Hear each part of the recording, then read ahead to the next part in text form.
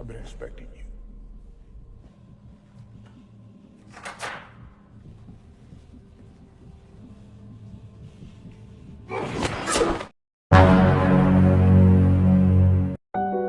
Halo Sobat Sabun yang budiman, bagaimana kabarnya? Sehat? Ketemu lagi dengan saya di Petani Film. Kali ini saya mencoba merangkum sebuah alur cerita film yang diperankan oleh mantan pemain SmackDown, Dwayne Johnson, atau yang biasa kalian panggil dengan sebutan The Rock. Tanpa basa-basi di awal, langsung saja ke intronya. Aku jelek dan aku bangga. Lebih keras, Aku jelek dan aku bangga. lebih keras. Aku jelek dan aku bangga. Aku jelek dan aku bangga.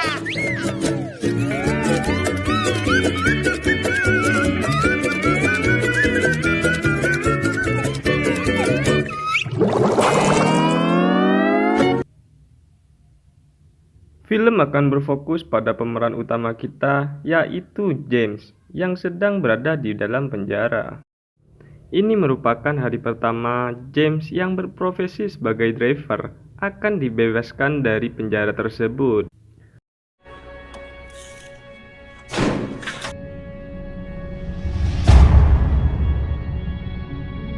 Saat petugas membawa James keluar dari tahanan, terlihat semua pidana lain sangat marah dan geram padanya. Entah apa alasannya. Setelah keluar, James langsung pergi menuju ke suatu tempat di mana terdapat banyak mobil rongsokan di sana. Dan ternyata dia mengambil mobilnya yang sudah ia titipkan sebelum ia dipenjara. Di dalam mobil tersebut terdapat pistol, dokumen, dan foto dirinya dengan seseorang yang memang sudah disiapkan oleh sang sutradara. Saat melihat foto tersebut, James tampak marah, yang kemudian dia pun langsung pergi. Sesampainya di suatu tempat, James masuk ke sebuah kantor dan mencari seseorang yang mana. Setelah ia menemukan orang tersebut, James langsung menembak tepat di kepalanya.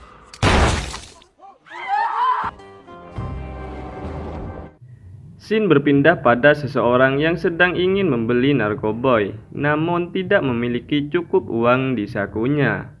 Dia pun ngutang dan langsung memakainya saat itu juga. Setelah dirasa cukup ngefly, orang tersebut langsung pergi ke tempat kejadian pembunuhan yang dilakukan oleh James barusan.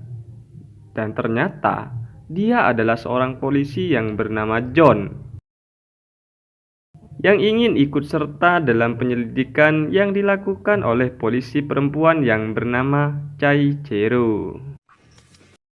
Namun, melihat tingkah laku John yang begitu teng-seletengan, Chai Chero tidak yakin John akan mendapatkan izin dari atasan untuk menangani kasus ini. Singkat cerita, malam pun peteng. James mendatangi rumah seseorang untuk mendapatkan target selanjutnya. Namun, orang tersebut menaikkan harga karena menurutnya, target yang ia selidiki selama 10 tahun lamanya itu menghabiskan banyak tenaga, pikiran, dan uang.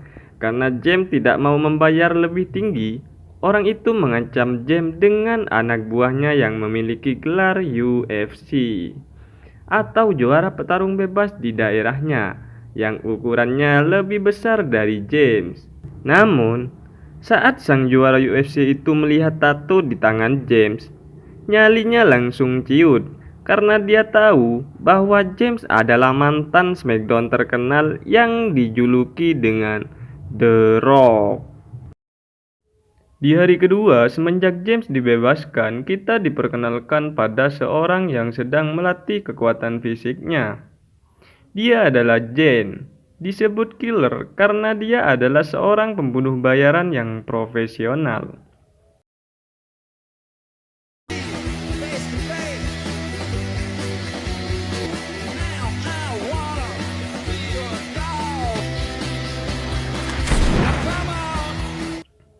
Selesai dengan latihannya, Jane menghampiri kekasihnya yang sedang rebahan di kamarnya.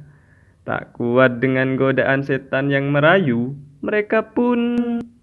Namun, HP-nya berdering dari orang yang tak dikenalnya untuk sebuah pekerjaan, yaitu membunuh James.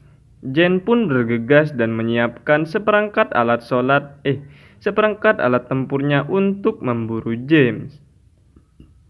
Di tempat lain, Caicero yang sedang menyelidiki tentang identitas James mendapatkan fakta dari sebuah rekaman bahwa 10 tahun yang lalu James pernah melakukan aksi pencurian bank bersama rekan-rekannya. Dan James yang waktu itu sudah kursus mengemudi pada Dominic Toretto dapat dengan mudah meloloskan diri dari aksi kejar-kejaran dengan polisi.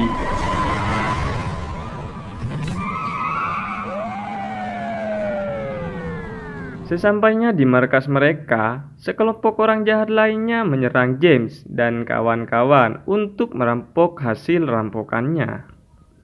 Karena tidak ada salah satu pun di antara mereka yang membuka mulut tentang di mana lokasi uangnya, perampok tersebut pun menggorok leher salah satu di antara mereka. Dan orang yang dibunuh tersebut tak lain adalah saudara dari James yang kita lihat di foto bersama James di awal film tadi. Setelah menemukan uangnya, kelompok tersebut membunuh James dengan ia menembak tepat ke arah kepalanya. Namun, karena James adalah tokoh utama di film ini, si sutradara tidak membunuhnya dan membuat pelurunya meleset dari tengkorak kepalanya yang kemudian tembus ke pipinya.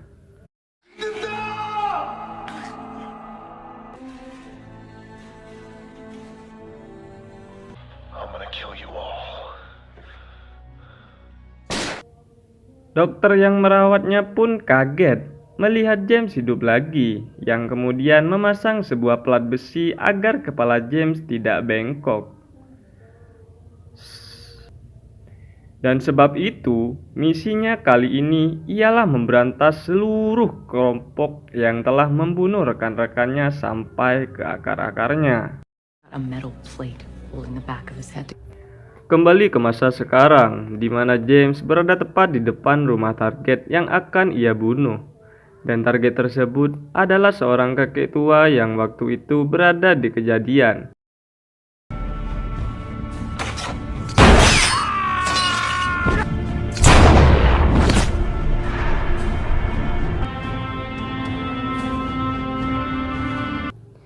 James pun pergi begitu saja. Tapi di depan kamar, sang killer sudah siap menembak James dari belakang. Namun beruntung ada anak kecil yang menggagalkan aksinya. Aksi tembak-menembak yang tak terlalu memacu adrenalin pun terjadi.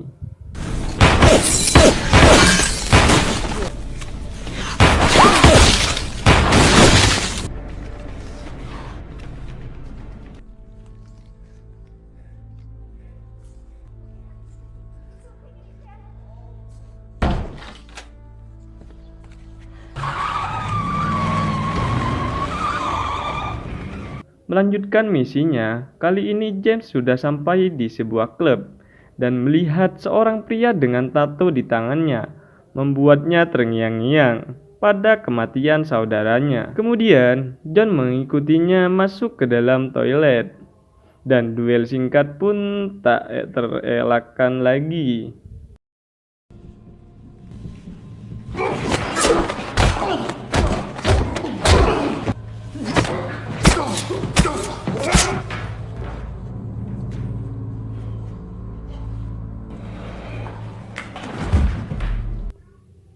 Saat sakaratul maut, orang itu meminta James untuk menelpon anaknya agar anaknya dapat membalaskan kematiannya itu. Karena James adalah laki-laki yang gentleman dan tidak takut terhadap apapun dan siapapun kecuali suntikan jarum vaksin. Dia pun mengabulkan permintaan orang itu dan meninggalkannya begitu saja. Hari keempat, Jane yang kepikiran dengan pekerjaannya dan tak bisa melupakan wajah James, memutuskan untuk menyelesaikan apa yang sudah ia mulai. James yang sedang mendengarkan radio mengetahui target yang dia tusuk semalam ternyata masih hidup. Dia pun langsung memutar balik mobilnya.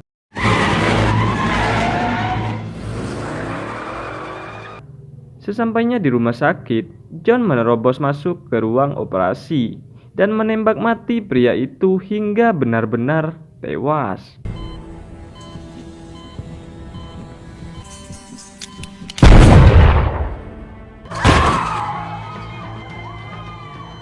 John yang sedang berada di rumah sakit langsung memburu James hingga mereka saling menembak yang dimenangkan James tentunya.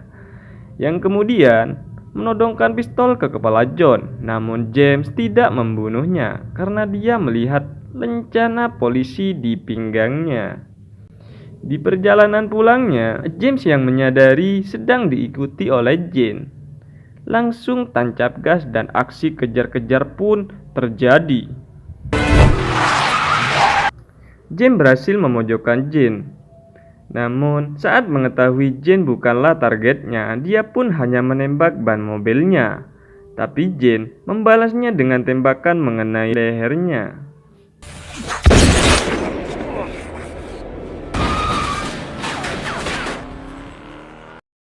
Hari kelima, target James selanjutnya adalah seseorang yang bernama Alexander. Sekarang dia bertobat dan menjadi seorang pendeta. Ia terkejut melihat James muncul di depannya. Ia pasrah akan apa yang dilakukan oleh James. Namun, dia membiarkannya tetap hidup.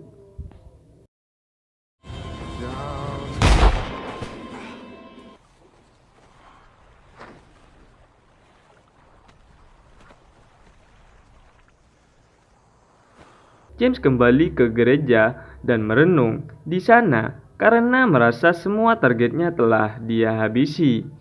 Tiba-tiba, killer muncul dan menodongkan senjatanya. James tidak mau melawannya karena James merasa tidak punya dendam kepadanya. Killer merasa dilecehkan oleh James, padahal 3 hari terakhir dia sudah berusaha membunuhnya. Di sini, killer memberitai James bahwa ada satu target lagi yang belum James bunuh, yaitu orang yang mempekerjakannya dan dia masih hidup.